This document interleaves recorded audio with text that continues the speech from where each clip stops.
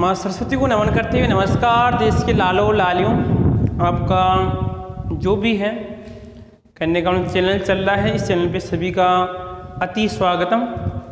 जो आप regular class देख रहे हैं, ठीक है। कुछ बच्चे हैं जो जुड़ रहे हैं धीरे धीरे, कुछ ढीले पड़ जाते हैं फिर उठते हैं, ढीले पड़ते हैं फिर उठते हैं, पता नहीं क्या हो रहा है उनकी। ऐसे सोच रहे हैं यार मज़े कर लें, ये काम कर लें, ये काम कर लें, ये काम कर लें। मेरी यार एक बात समझ में नहीं आती है कि जो ये बच्चे पढ़ते हैं ना, उनको कैसे रह सकते हैं अपनी ज़िंदगी, यानी कि अपना टाइम पास कैसे करते हैं, मेरे को यही समझ में नहीं आता है। पर मेरे को तो ऐसा लगता है मैं जिस दिन नहीं पढ़ता हूँ थोड़ा बहुत भी, उस दिन लगता है कि आज कुछ भी नहीं किया। सोच, पता नहीं ऐसा क्या है मेरे दिमाग में, मैं कह नहीं सकता, पर जिस दिन पढ़ता हूँ ना मैं, ऐसा लगता है कि आज तो बिल्कुल बहुत अच्छा काम कर लिया। और जिस दिन नहीं पढ़ता हूँ ना यार, ऐसा लगता है यार आज तो कुछ किए ही नहीं, या आज क्या करना है क्या, ऐसा कुछ अलग अलग विचार मान लीजिए कभी बनने लग जाते हैं।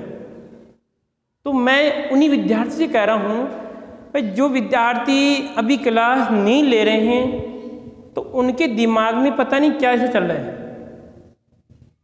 एक सोचने की तो विचार है, क्योंकि मेरा तो सिस्टम जिस दिन पढ़ता नहीं हूँ ना, उस दिन तो सीधी सी बात है। कभी कभी बच्चे सुबह सुबह कॉल करते हैं, उनको कहता हूँ भाई सुबह सुबह डोंट, यानी आपको जब भी कहते हैं डोंट डिस्टर्ब, डोंट टच में, जो भी सिस्टम चलता है आपका टच में इस पर का होता है वो, परंतु इसका मतलब है कि सुबह सुबह कॉल करना क्या होता है, नुकसान मना करता हूँ यार सुबह सुबह कॉल मत किया करो। मेरा पढ़ने में थोड़ा इंटरेस्ट होता है सुबह सुबह, एकदम पढ़ने में मज़ा आता है उससे, एकदम बहुत धमाके के साथ पढ़ते हैं सुबह सुबह। तो यही है कि जो बच्चे सुबह सुबह पढ़ते हैं ना, बहुत एकदम दिमाग देखना उनका दिन कैसे निकलता है, एकदम कुछ से कुछ निकलता है। और जो बंदा लगभग लेट पढ़ता है ना, लेट, तो उनकी दिनचर्या देखना ही चलती है, वो दूसरे पे आश्रित होता है। फिर ये जो बंदा सुबह सुबह पढ़ेगा ना, सुबह सुबह एक्टिव रहेगा। एक्टिव का मतलब भाई जैसे टाइम पे उठ के जो भी क्रियाकलाप करती है, अगर टाइम पे क्लास लेता है ना, वो खुद एक्टिव रहेगा। यदि जो लेट लेता है वो दूसरे पे आश्रित रहेगा, यार क्या करूँ क्या नहीं करूँ। तो आप भी अगर नौजवान ऐसे कुछ, तो पहली बात तो नियमित दिनचर्या बनाओ। अभी तक कोई डिसाइड नहीं है कि आपकी स्कूलें खुल जाएँ, तो आपके लिए सुनहरा मौका है। क्योंकि जो आने वाला सिस्टम है, जो आने वाला ज़माना है नौजवानों, ऑनलाइन का पूरा सिस्टम पूरा ऑनलाइन का ही आ रहा है।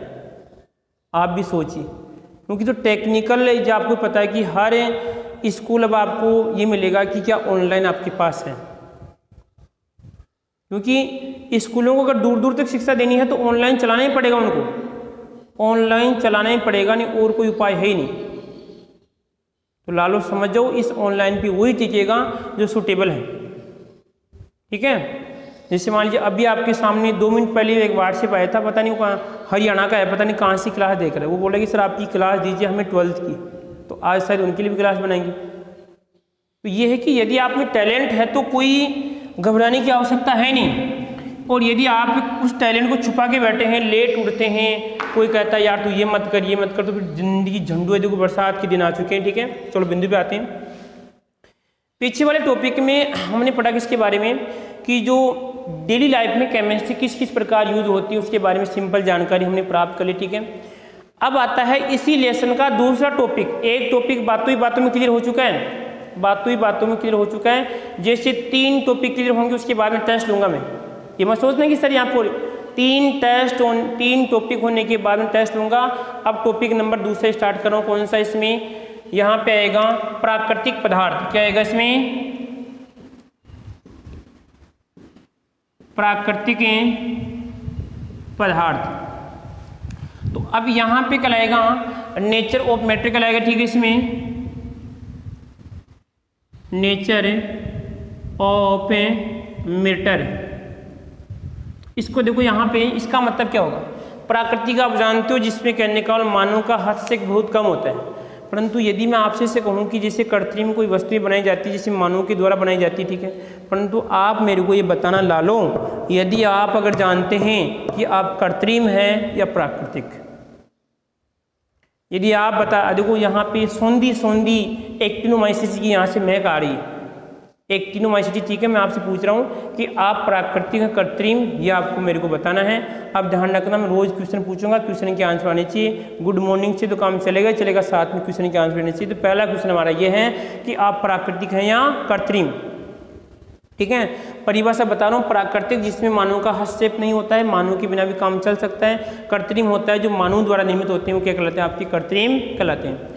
अब आता है कि सर पदार्थ, सर है क्या ये पदार्थ? तो अरे वाह, तो बहुत बढ़िया आवाज है यार, आज तो चोटी भी एकदम लहरा रही। ठीक है, तो पदार्थ को इंग्लिश में क्या कहते हैं भाई? ये तेरा मेटर, ये मेटर क्या चल रहा है? एम, ये जो भी आएगा इसमें एम, ये आपका ये मेटर, इन मेटर क्या चल रहा है इसको देखना है। तो देखो सीधी सी बात है, पदार्थ किसे बोले? सर यहाँ पे पदार्थ का दूसरा नाम जाना द्रव्य भी होता है। द्रव्य, लालो याद करना, द्रव्य, पदार्थ का दूसरा नाम द्रव्य भी होता है। पदार्थ उसे कहते हैं लालो जो प्रकृति में, यानी जिसका प्रकृति में योगदान है। अब योगदान किस किस प्रकार से हो सकता है? योगदान देखो यहाँ पर भाई प्रकृति में है वो, बस ये प्रकृति में होना चाहिए। अब होना किस प्रकार? में से कहूँ कि आपके होने और ना होने की क्या कंडीशन है, आपके होने और ना होने की क्या कंडीशन है, ये मेरे को बताओ। आप बताओ। मैं से कहूँ कि आप अपने घर पे हैं या आप इस पृथ्वी पे हैं, तो पृथ्वी पे होने की क्या कंडीशन होनी चाहिए आपकी? भाई आप उस स्थान पे हैं या उस स्थान पे नहीं है, बताओ। नहीं समझे? फिर देखिए, मैं से कह रहा हूं आप जिस स्थान पे हैं उस स्थान पे हैं, तो होने की क्या संभावना है? आपके पास क्या सबूत है कि मैं इस स्थान पे हूं? अरे चोटी क्या पूछ रही है ऐसी? मैं बहुत बढ़िया पूछ रहा हूं आपसे। फिर देखो रिपीट करो वापस। मान लीजिए मार्कर इस स्थान पर है, तो ये से बताओ मेरे को। और यार मैं एक वीडियो चेक कर लेता हूँ, भूल गया, पता नहीं चालू करके या नहीं। मेरे भी पढ़ाने में इतना पागल हो गए, मैं पढ़ाने में बहुत मजा आ रहा है। हाँ अरे देखो, तो मैं से पूछ रहा हूँ भाई यार मेरे को ऐसे बताओ, ये मार्कर इस स्थान पर है, दिख रहा है आपको? दिख तो रहे हैं, परंतु आप किसी दूसरे को जो आपके सामने नहीं है उसको कैसे बोलेंगे कि ये मार्कर इस स्थान पर है? बहुत गड़बड़ हो गई। क्या बता रहा है ये लल्लू, पता नहीं क्या समझना चाहता है। अब देखो आओ बिंदु पे, तो कोई भी पदार्थ है उसको हम पदार्थ कब बोलेंगे? कि पदार्थ का एक तो क्या होना चाहिए, उसका द्रव्यमान क्या होना चाहिए? द्रव्यमान होना चाहिए। लालो बात तो बहुत बड़ी आ रही है हवा। एक तो द्रव्यमान होना चाहिए, दूसरी बात ध्यान रखना द्रव्यमान होना चाहिए, ये आप नोट करना। यदि किसी का द्रव्यमान नहीं है तो फिर वो है ही नहीं। पहली बात तो है ही नहीं। अब आपको मेरे को क्वेश्चन दे रहा हूं, आपको एक ध्यान रखना, मैं पढ़ाई के मामले में बहुत बदमाश हूं, चाहे से आप कुछ भी बोलो मेरे को। जो पढ़ाई के साथ लापरवाही करता ना, चाहे से कोई भी हो, कितना ही मेरा घनिष्ठ हो, बर्दाश्त नहीं होगी वैसे। तो जो भी विद्यार्थी क्लास देख रहे हैं सभी का आंसर आना चाहिए। मैं आपसे से बोल रहा हूं, यहां पे लिखा मैंने 0 और यहां पे लिखा मैंने 10 की घात 1 इंटू 10 की घात -5। बताओ इन दोनों में बड़ा कौन है? ये वाला बड़ा है, ये वाला बड़ा है? ध्यान से सुनना बड़ा, क्वेश्चन का आंसर आना चाहिए, नहीं तो फिर मैं क्लास, क्योंकि यही है भाई, जब आपको मैं एकदम यहाँ पे मेरा टाइम निकाल के आपको सेवा दे रहा हूँ, आप जब थोड़ी बहुत भी एक्टिव नहीं है तो बेटा फिर मतलब क्या है पढ़ने से? क्लास जा सकते हो, कोई दिक्कत नहीं। मैंने कहा कि 0 और 1 इंटू 10⁻⁻5 में कौन बड़ा है ये आपको बताना है। इन दोनों में से कौन बड़ा है ये आपको बताना है, ठीक है? ये आपका आंसर आना चाहिए। तो मैंने कहा कि यदि कोई वस्तु है, कोई पदार्थ है, कोई द्रव्य है, यदि पदार्थ कब कहलाएगा? जब उसका एक तो क्या होगा? कोई द्रव्यमान होगा। और द्रव्यमान की बाद में एक शर्त क्या है? उसका कोई ना कोई आकार होना चाहिए, स्थान घेरनी चाहिए। इसे मान लो द्रव्यमान या स्थान घेरनी चाहिए। अब कहाँ पे घेरती स्थान?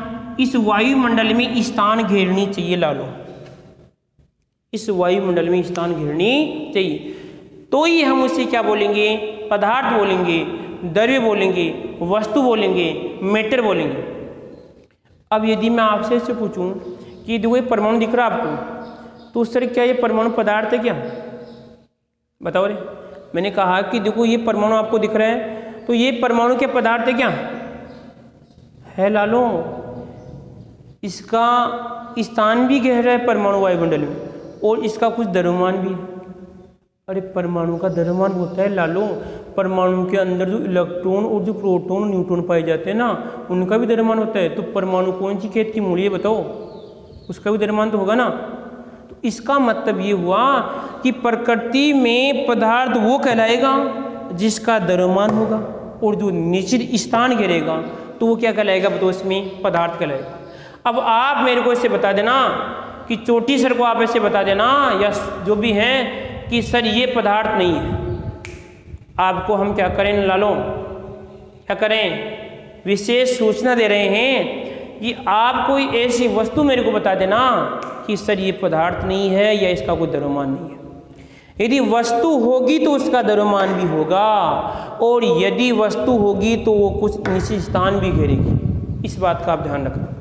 तो सोच लो, आपको अगली क्लास तक हम टाइम दे रहे हैं सोचने का, और आराम से बताना सोच समझ के कि क्या सर ये पदार्थ हो सकती है या नहीं हो सकती। यदि आपको कोई दिख रहा है तो वो भी पदार्थ है, कोई बड़ा पर्वत दिख रहा है तो वो भी पदार्थ है, कोई आपको रेलगाड़ी दिख रही है वो भी आपका पदार्थ है। क्योंकि दो शर्त कौन कौन सी ध्यान रखना। कंपटीशन में क्वेश्चन बनता है बच्चों के, बच्चे घबराते हैं देखे, क्योंकि मैं ऐसे इंटरेस्ट नहीं लेती हूँ। क्वेश्चन ऐसे आता है, ध्यान रखना, ठीक आया हुआ है कि पदार्थ होते हैं जिनका द्रव्यमान हो, जो स्थान घेरते हैं, ठीक है, जिनका आकार हो, ठीक है, जिनका निश्चित आकार हो, देखो यहाँ पे जिनका निश्चित आकार हो, ठीक है, और उपयुक्त सभी या उपयुक्त में से कोई नहीं। अब बताओ इस, या यहाँ पे ए व बी लिख दिया मैंने, तो कौन सा आएगा इसमें? ज़्यादा प्रयुक्त आएगी इसमें ए व बी की, क्योंकि ये दोनों कंडीशन लागू होनी चाहिए। दोनों कंडीशन की द्रव्यमान भी होना चाहिए और स्थान भी घेरना चाहिए। तो ऐसी कोई वस्तु ही नहीं है कि जिसका कोई द्रव्यमान नहीं, पहली बात। और ये द्रव्यमान है तो स्थान तो घेरेगी ना वो। आपने सुना कोई निर्वात नाम, एक निर्वात का मतलब होता है वहाँ पे कुछ नहीं है, वहाँ पे कुछ नहीं है। तो अरे ये देखो वो भी आके गया, देखो इधर आएगा वापस, और आएगा कि इधर, तो ये भी बोलो पदार्थ है, ये भी कहीं ना कहीं पे स्थान घेरा है, वापस आएगा, ये मेरे को पता है, जरूर आएगा, एक बार जरूर आएगा, ठीक है। स्थान घेरती हैं, और कहने का मतलब जिसका द्रव्यमान वो आपकी क्या कहलाते हैं? आपके पदार्थ कहलाते हैं। और पदार्थ को ध्यान रखना, दूसरा नाम द्रव्य भी होता है, अब भी कन्फ्यूजन करेगा इसमें। उसके बाद में आता है कि पदार्थ की अवस्था, इसमें लिखना चाहो लिख लो कि पदार्थ क्या होता है कि जिनका निश्चित द्रव्यमान हो और स्थान घेरती हैं वो आपकी पदार्थ कहलाते हैं। पदार्थ का दूसरा नाम क्या होता है? द्रव्य होता है, इन्हें वस्तु भी कहते हैं। और यहाँ पे प्रकृति में से कोई वस्तु नहीं जो आपकी द्रव्य पदार्थ नहीं है। अब देखो आगे जो यहाँ पे आपको बता रहा हूँ कि पदार्थ कितने प्रकार के होते हैं। अब कौन सभी जो भी आपको दिख रहा है ना वो सभी पदार्थ है, बस जो भी आपको दिख रहा है वो सभी पदार्थ हैं, बस ये मान के चलो। यदि एग्जाम में आ जाए ना तो वहाँ पे जो भी आपको दिखे ना, जो भी आपको दिखे, चाहे से आपको मैडम दिखे चाहे सर दिखे, उसको बोलना पदार्थ है बस। कोई भी चेक करने वाला सोचेगा यार ये बच्चा है क्या चीज़ ऐसी, ऐसे क्या आंसर दे रहा है, तो वो सोचेगा टीचर कौन है इनका, उनको पकड़ो है कौन ये टीचर ऐसा। तो हम दावे के साथ कह सकते हैं, क्योंकि हमारे पास नियम है कि यदि अगर तू स्थान घेर रहा है और तेरा द्रव्यमान है, तू भी पदार्थ है, मैं उसको बोलूँगा दावे के साथ। तो लालो इस बात का ध्यान रखना है, ऐसी कोई वस्तु नहीं है जिसका कोई द्रव्यमान नहीं होगा।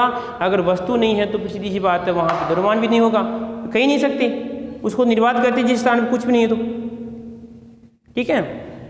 तो अब देखो पदार्थों के प्रकार, पदार्थ दो प्रकार के पड़ेंगे, एक तो अवस्था के आधार पे, एक तो अवस्था के आधार पे, ठीक है, और एक पढ़ेंगे कंपोजिशन संगठन के आधार पे। तो अवस्था के आधार पे हम पदार्थ देखते हैं, ठीक है। तो देखो यहाँ पे पहला आएगा इसमें अवस्था के आधार पर, अवस्था के आधार। अब देखो अवस्था का मतलब यहाँ पे क्या है, जैसे यहाँ पर आपकी अलग अलग अवस्थाएं चलती हैं। आप जब छोटे थे यानी कैनिकल, अब कुछ आप बदमाशी करने लग गए, ठीक है। पहले आप कौन सी अवस्था आती है, पहले गर्भावस्था आती है, उसके बाद में फिर शैशवावस्था आती है, फिर आपकी बाल्यावस्था आती है, बाल्य के बाद में आपकी किशोरावस्था आती है, फिर आपकी यौवन अवस्था आती है, और उसके बाद में फिर आपकी कौन सी आती है, जो वृद्धावस्था, ठीक है। तो ये कुछ सिस्टम चलते हैं। तो इसी प्रकार यहाँ पे पदार्थों की देखो मुख्य तो 3 ही अवस्थाएँ हैं। कितनी हैं? 3 ही अवस्थाएँ। परंतु लालो, अब 3 पहले कौन कौन सी हैं? 3 पहले कौन कौन सी? 3 ही पढ़ेंगे। देखो अकॉर्डिंग टू सिलेबस के अनुसार जानकारी तो 5 की रखनी, बताऊंगा 5, जानकारी 5 की, पढ़नी 3 है। पहली ठोस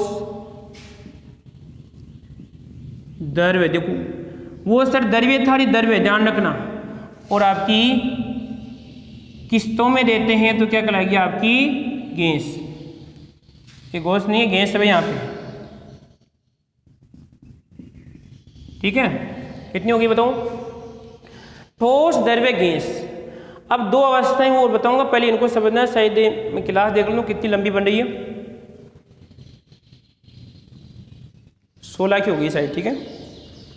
देखो इधर, अब ठोस को देखना है। मैं यहाँ पे कुछ डायग्राम बना रहा हूँ, बोले तो यहाँ पे मैं चित्र बना रहा हूँ, चित्र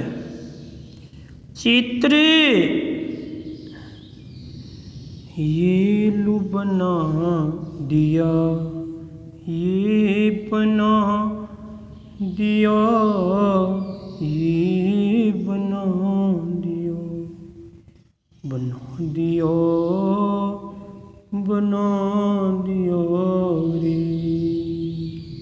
ये लो, एक तो बना दिया। वाह सर, आपको बहुत बढ़िया बनाते हैं। एक मान लीजिए यहाँ पे ये बना दिया आपने, ये बना दिया, बना दिया, बना दिया, बना दिया, बना दिया, एक और बना दिया, अब बना दिया। इसको थोड़ा बहुत बंद रखना, निकल जाएगी बाहर यहाँ से, ध्यान रखना, बंद रखो इसको। बना दिया, बना दिया।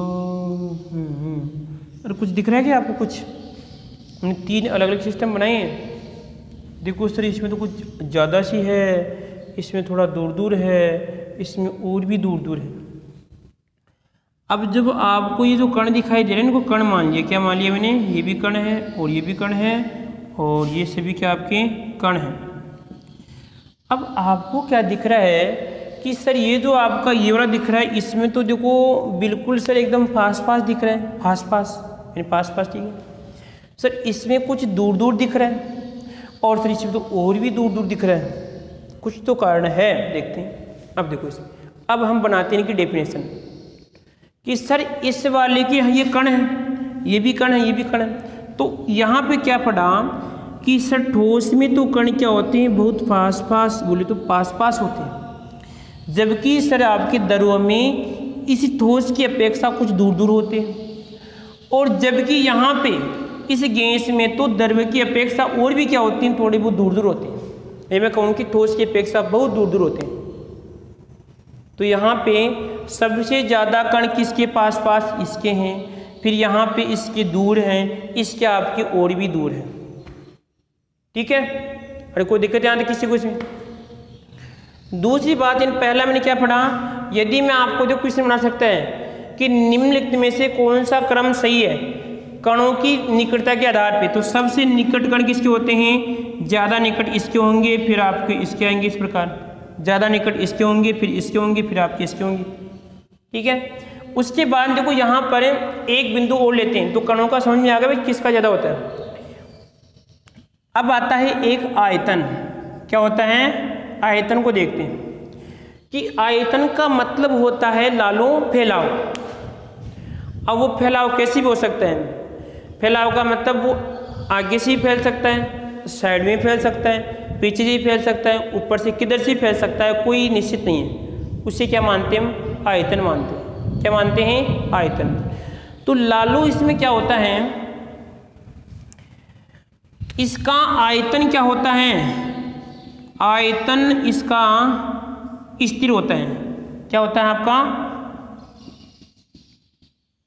स्थिर होता है, ठीक है। इसका भी आयतन, यदि आप क्या करो, कोई आपके पास 5 लीटर द्रव्य है, यदि 5 लीटर को आप यदि 10 लीटर में डालो तो ही उतना रहेगा, 5 लीटर रहेगा।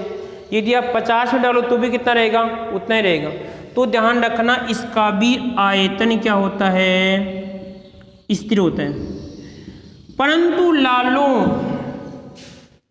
इसका आयतन स्थिर नहीं होता है। ये आप जिस पात्र में डालते हैं उस पूरे पात्र में ही स्थान घेरती है। यदि ऐसे मान लो आप इस गैस को एक तो 2 लीटर वाले पात्र में डालो और एक 5 लीटर के पात्र में डालो, दोनों में लगभग समान स्थान घेरेगी, तो लालो इसका आयतन निश्चित नहीं होता है, ये ध्यान रखना।